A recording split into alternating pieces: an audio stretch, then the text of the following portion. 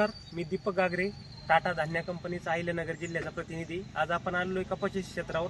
आपण शेतकऱ्यांचा परिचय घेऊ. तर आपलं नाव? रुपेश पुंडलिक म्हस्के, गाव? सामनगाव, तालुका? शेवगाव, जिल्हा अहिल्यानगर.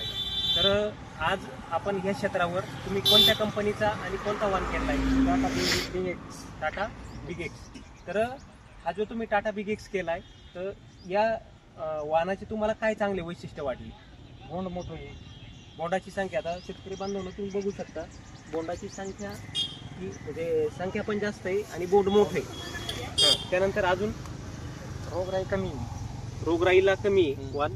नंतर हे तुम्हाला बोंडाची जे पाकळ्या आहे, पाकळ्याची संख्या किती वाटली प्रत्येक बोंडामध्ये?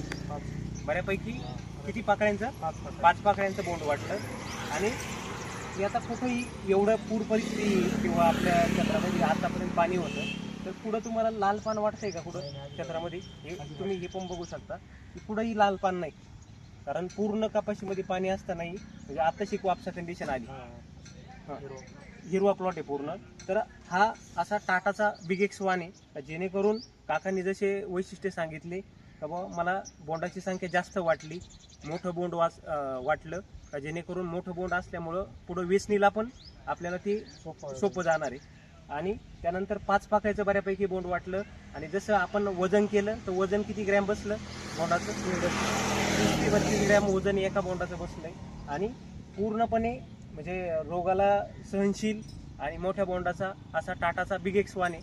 तर हा वाण जो टाटाचा बिग एक्स वाण आहे, तर हा बाकीचे शेतकरी बांधवांना वापरण्यासाठी तुम्ही काय सल्ला देऊ इच्छिता? चांगला वाण आहे, बाकी शेतकऱ्यांनी वापरावा. नक्की. धन्यवाद.